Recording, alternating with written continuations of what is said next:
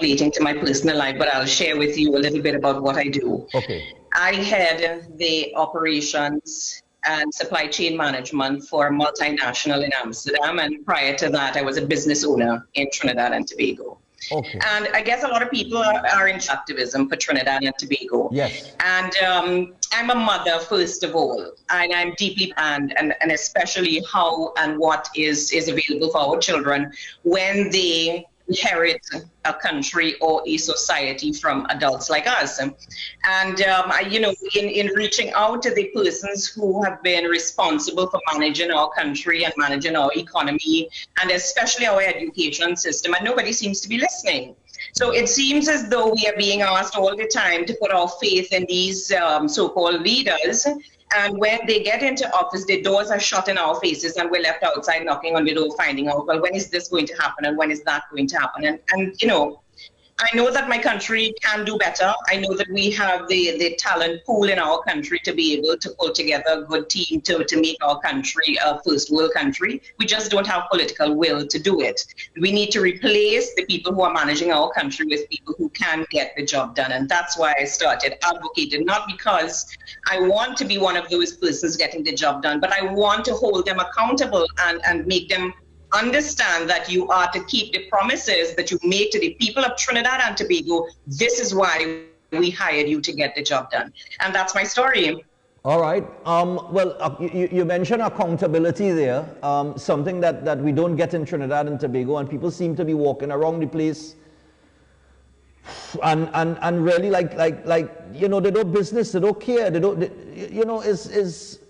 is a bit disappointing for me, because I have to wake up every morning at 3:30 a.m., right? I always tell my audience, I go to bed at 12:30, I back up by 3:30, I'm here in studio, we're trying to hit certain issues, we're trying to point out certain things that do not add up, we're trying to open people's eyes, we're trying to move them into a position where you no longer hold or put politicians, or, well, I'll use the term politicians, up on a pedestal and believe that 41 people inside of a red building have more power than 1.4 million people. And I don't know, I don't understand, I don't know the mentality of the people, I cannot understand it yet. It's one of the reasons why I just sit here and I try to do my show, because I feel like if I go out too much, I'm wasting my time, because, to move this country to a place where it can be what it's supposed to be is a Herculean task, to say the least.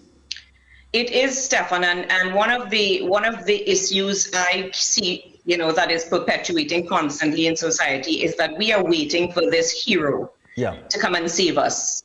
And I keep telling people that there are no heroes that are coming to save us. We, the people, have that power in our hands to be able to save ourselves, and we're not exercising that power. The truth is, no one person who comes out into the public forum and tells you that I am the answer to your questions and I can save the country and I can bring a sense of normalcy back to Trinidad and Tobago. No one person is ever going to be able to do that. And we are constantly supporting this cult of personality, and we need to stop that. What we need to understand is that a monarchy, a hierarchy is not the answer to the problem with Trinidad and Tobago. We are facing extinction, because, and when I say extinction, I don't mean as a people, but I mean as an economy, because we are not embracing globalization and the fact that it's now a flat marketplace, and we are ill prepared. We have not diversified. We have no economic recovery plan in place.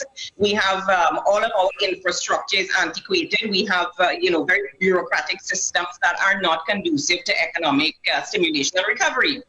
In order for us to move from where we are as a country and a people, Stefan, we need to have a team of leaders. No one person can save Trinidad and Tobago. We need a team that is populated with persons with the skill set, the political will, the integrity, and the professional track record in their respective fields to be able to take the helm and to guide this country out of the current economic crisis. And in supporting political parties, nothing is wrong with that. I mean, I have voted for both the UNC and the PNM. And what I'm saying to people is because you vote for a party does not mean that you cannot hold them accountable for the decisions and lack of performance. Yeah. We are supposed to be able to say, we put you in office to get this done and to be able to provide a future for our children and to be able to bring our country up to a satisfactory economic level. You're not doing your job, and we would like to know why. And if you cannot do the job, we need you to step aside and let someone else have a try at it. Okay. Now, So while we would like to put the blame on political parties and the ministers who are in office and the opposition and so on, the blame lies squarely on our shoulders, Stefan. We are too complacent as a people, and we need to understand the power to bring about change in Trinidad and Tobago at every level lies in the hands of the people. Well, I agree with that a full 100. You know, that's along the lines of a lot of things that I say as well. And I mean, those of us who understand it and know it and see it and say it seems to be in the minority. But we push on and we try to get people's mind in a position where we could move the country into a better place. Now, as we talk about moving the country into a better place, the last year has been anything but normal across the world. Economies were shut down, people were locked away, social distancing, mandatory mask wearing, and we've reached the point now, as we get into the vaccination conversation with these vaccines, we've reached a point now where, okay, pharmaceutical companies have developed a vaccine, several vaccines are out there. You have Pfizer, Moderna, Johnson & Johnson, you have AstraZeneca, China is waiting on approval for their Sinopharm, and we're in March, and there are other islands who are smaller than Trinidad and Tobago with less resources than Trinidad and Tobago. There are other countries with less resources than Trinidad and Tobago who did not have as many cases as Trinidad and Tobago. So the reason why I mentioned that is even if you want to say it's a priority thing and the vaccines went to these places first, the statistics not adding up to that narrative, because Barbados and other islands who got vaccines did not have as many cases or as many deaths as Trinidad and Tobago. So, well, not Barbados in particular, but other countries who got. So we're here now, and in December, as I mentioned a little while ago, the Prime Minister was asked a question in Parliament. He said we had pre-ordered vaccines to the amount of 461,000. They were pre-ordered and paid. The payment was cleared, and as soon as everything was approved, we would be getting vaccines. That didn't happen.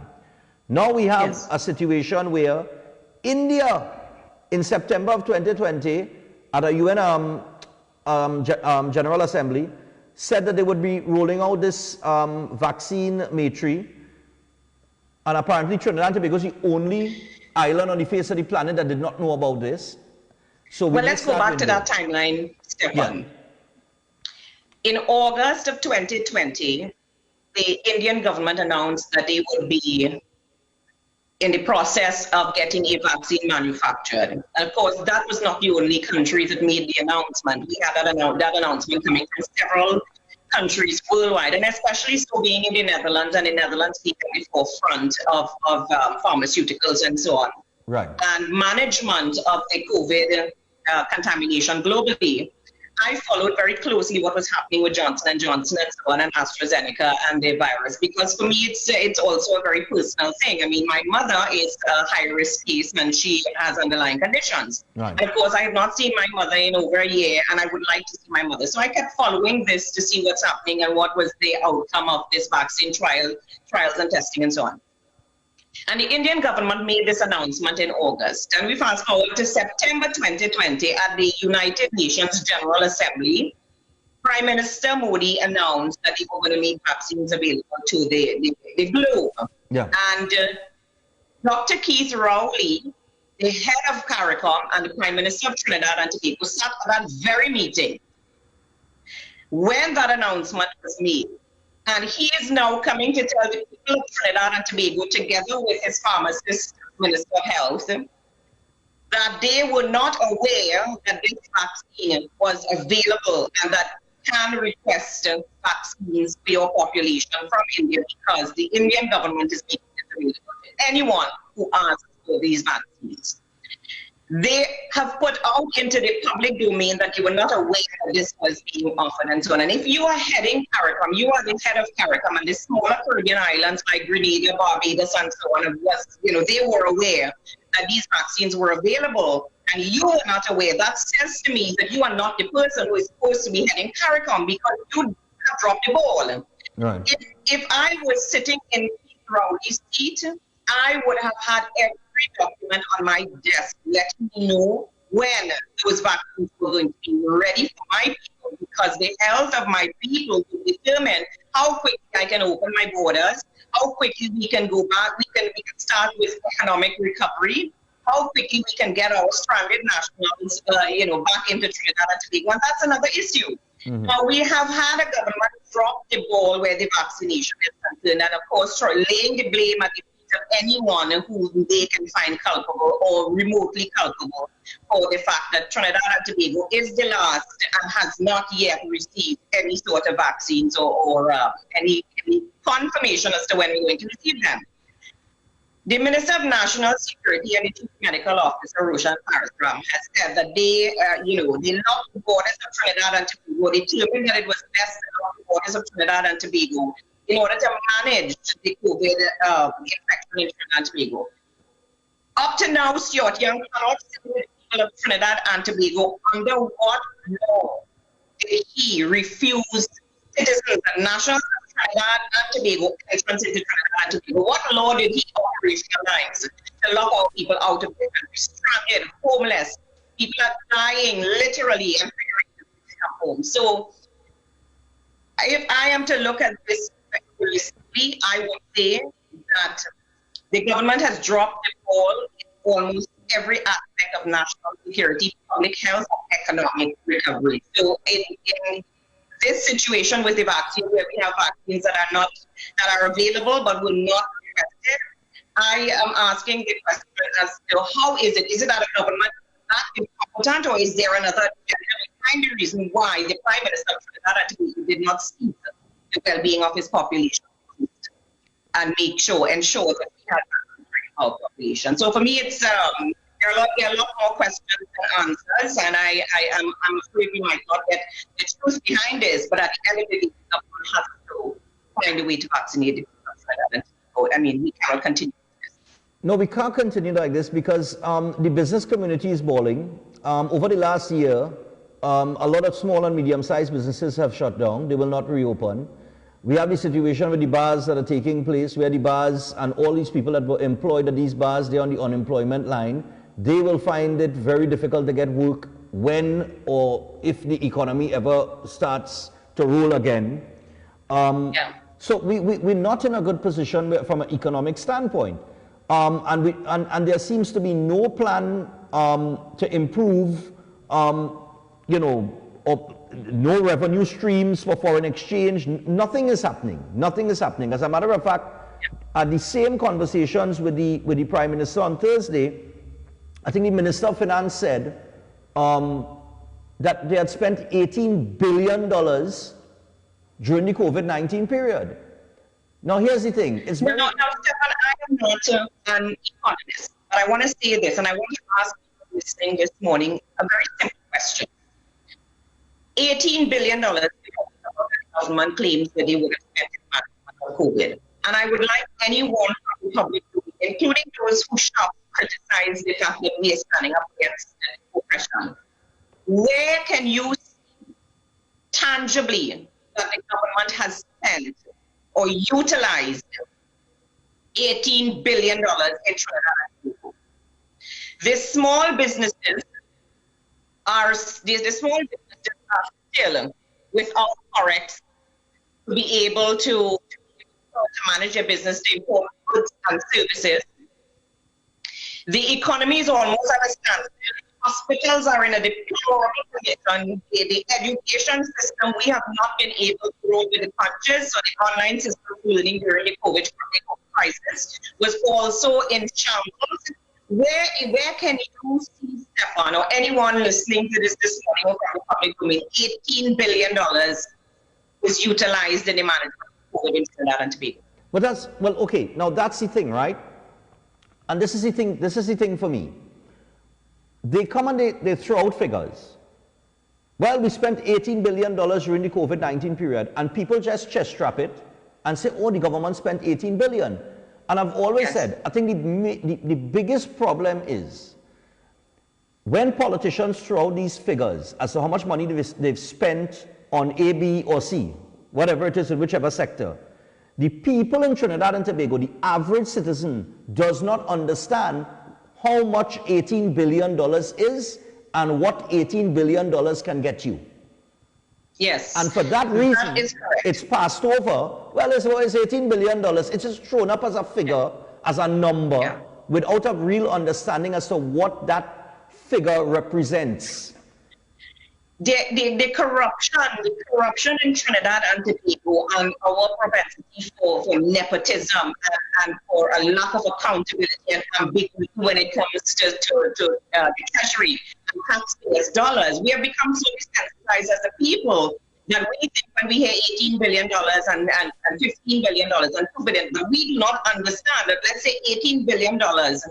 You know, I mean, that amount of money could have seen the country recovering now on a path to recovery. We can't see where that money has gone. The Minister of Finance throws out these arbit, and of course people run with it because they do not take the time to try to figure out that that might be 25% of a national budget. And we do not see any sort of progress with that money or any sort of management, proper management with that money being spent.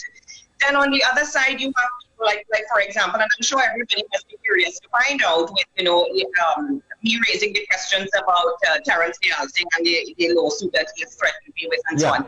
That is how a government that intends to oppress a people and to keep a people poor and ignorant will react when they are questioned. But the people of Trinidad and Tobago need to understand what their rights are. You are within your constitutional right to hold your government to account. That money that Keith Rowley, Coleman, Stuart Young, and all of these ministers are spending, that's your money. Yeah. You put that money in the treasury, and these people work for you. It's not the other way around. And they walk around like lords and kings and queens and refuse to be held accountable for making the lives of Trinidadians and Tobagonians miserable. And we have to understand that at the end of the day, every cent that is wasted at a government level is an opportunity that is wasted at a business and community level. Yeah, because as you mentioned that with the letter, this letter where you put up the post and you put up the letter, and now Terrence Nielsen for some reason wants to approach his lawyers to take action. I read that post, right? And in reading the post, I read it on air, and I read it when you posted it, right? In reading the post, this is me.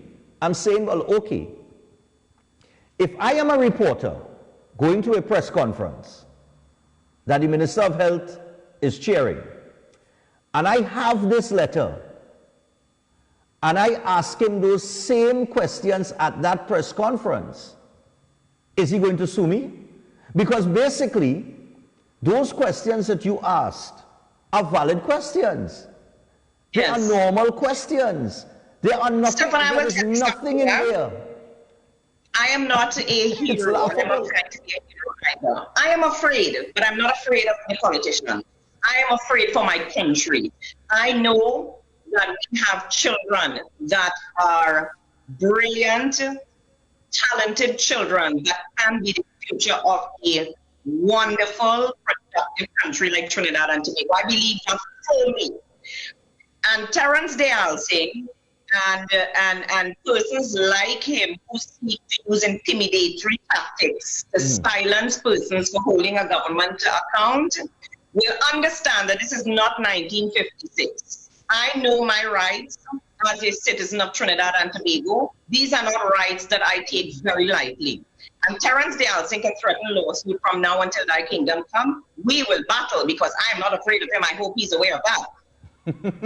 well, if it's one thing that I know from following you, and I think everybody knows, fear apparently does not exist within you. You're fearless. Not when it comes to my country, Stefan, and especially because living abroad People think you live abroad and that you should not be concerned about your country because you have it better. Well, I'll tell you, I know no citizen of Trinidad and Tobago should ever have to leave their country to have a better life outside. We should be able to have that in our own country, Stefan. Yeah, I agree with you there, but you mentioned something about living abroad. And this is something that I've always mentioned as well. I think one of the problems we have in Trinidad and Tobago with people thinking that, you know, we're doing well is that a lot of people never really traveled abroad. They haven't seen the development that is taking place throughout the world. So they're just trapped here in this little bubble, let me term it like that, and they believe that, okay, when the government spends $23 million on a project, that's development.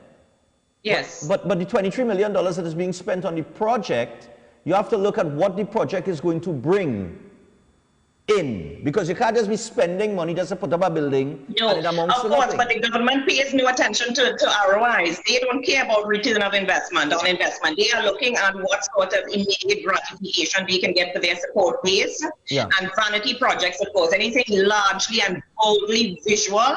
That's what politicians are about. Now, you know, you want to tell the health and of a country's economy and the confidence that the international community has in a country's government and management. Look at your quantity and quality of foreign direct investment. Right. We in Trinidad and Tobago will never be able to encourage good quality multi and transnationals to invest in Trinidad and Tobago and to bring with them the advanced technological changes we need for moving forward into a global landscape. As long as we are so high on the corruption perception index, that's one. Nobody's going to take a chance to invest in a country where it's hugely highly bureaucratic so that you cannot get basic services in place to be able to run a decent business. And especially when there is so much corruption in government. Now, a question was asked to me the other day. Someone said, well, you know, a company might invest in the country. They have to pay a little bribe to get something done. That's how things are done in some countries.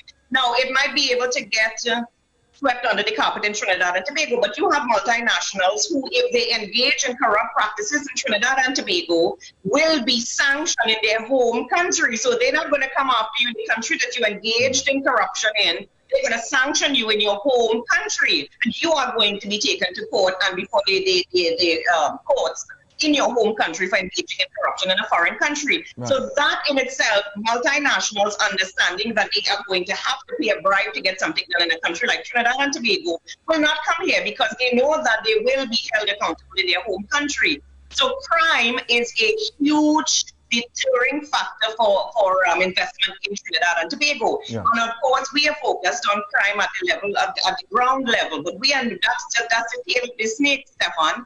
We need to follow the crime at the top level, where it's being facilitated with legislation, and that's where we need to start.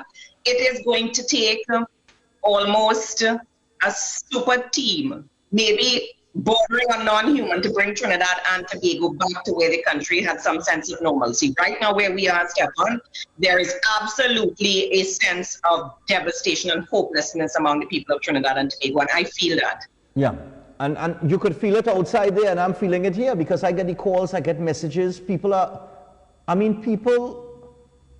are people walking around Trinidad and Tobago right now with no hope because they don't know what tomorrow is going to bring.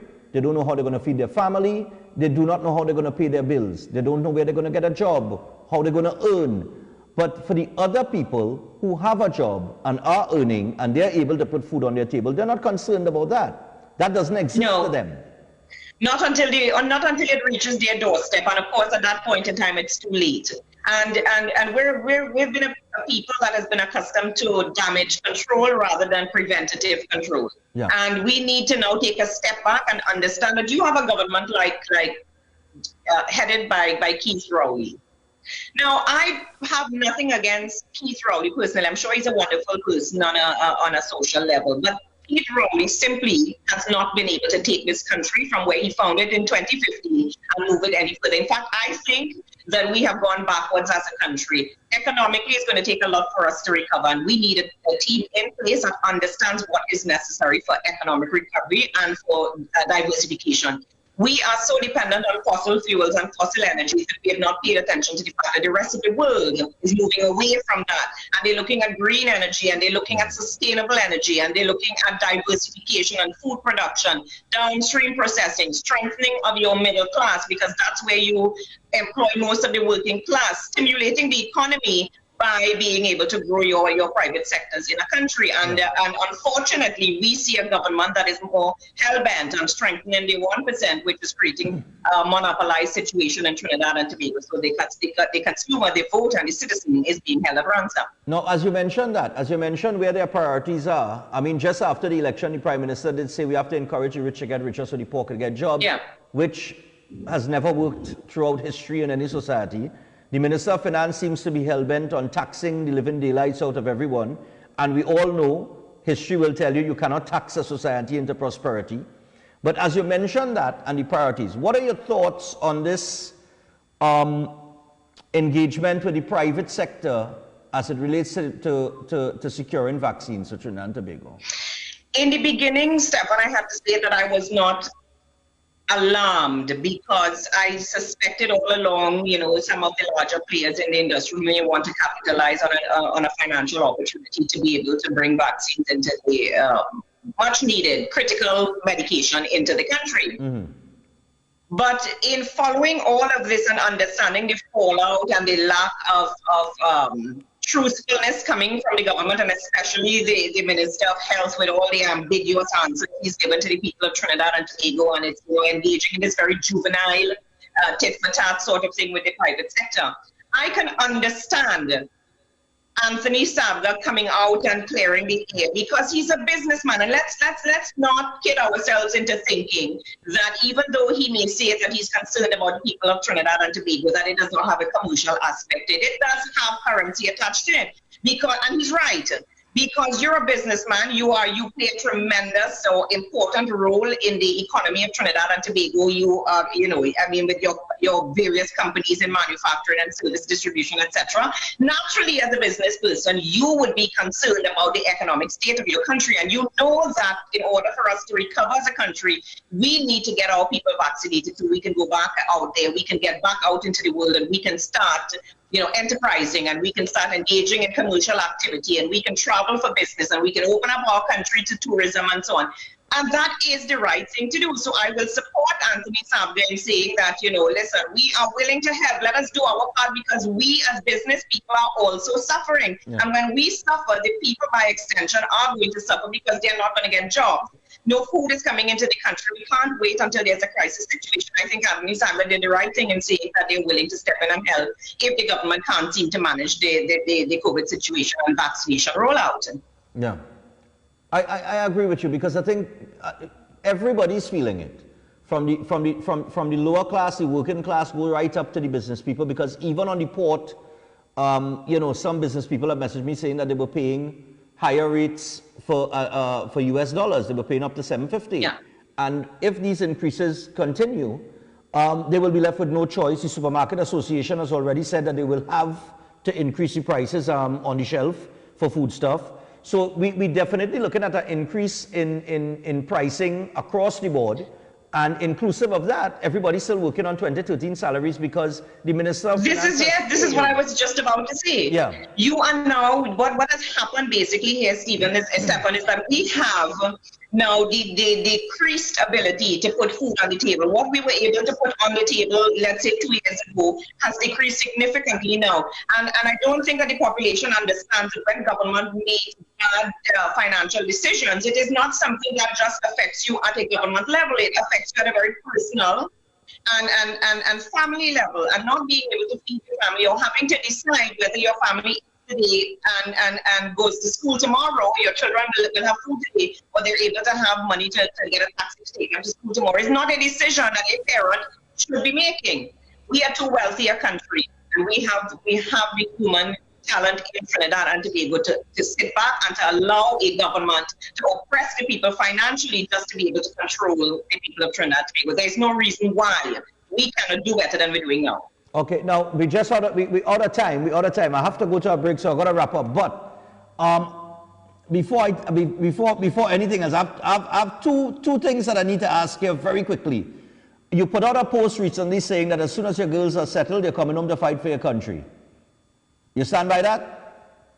Absolutely, Stefan. Let me tell you, I don't know in what capacity I will be fighting. I can't tell you that I've thought that out, but I am coming home. And I am setting foot in my country, and I'm going to be fighting for my country, and you can hold me to that. All right, nice. Because the other post said, the other post that I read out as well on the air, you said, I think you said, Keith, you said, bro, you best hope that I don't ever get into office because I will be putting together a very serious forensic team and we're going to follow. And we're coming for that money, cuz we're coming for it. The people of Trinidad and Tobago, enough has been stolen from the people of Trinidad and Tobago. Keith, you can take that to the bank. We're coming for that money, cuz. All right, nice, man. So, Suzette, I want to thank you for joining us. I hope we have a few more engagements like this in the future. It would be my pleasure. Because I think the people of Trinidad and Tobago, they love hearing you. I think you're spot on. The director was telling me that the reason why he likes to run your videos is because he has very little editing to do. He doesn't have to break it down. He said, you get to the point and you make your point in 5 minutes, and yes, it's just a download and run it. You can tell the director that is specifically because my mother listens to my videos. So, you know, you have to keep it real and keep it clean. All right, nice. So you enjoyed it. He said great. All right, so you enjoy the rest of your day, and we look forward to the coming of Suzette Louwe back to Trinidad and Tobago. I hope you get your exemption. Thank you, Stefan. Thank you for having me. And I want to say Trinidad and Tobago, let's keep fighting. We will get it done. All right, brilliant. Thanks a lot, Suzette. It was a pleasure. Bye-bye. Yeah. So that is Suzette Louwe joining us from Holland there, from the comfort of her home. And you got a little insight as to what she does as well. A little brief information on that. She big in the dance boy in terms of her job profile. So we got to take a break, and when we come back from that break, we got some other stuff to deal with, but we'll open the phone line, take some calls, find out what you thought. We're back after this.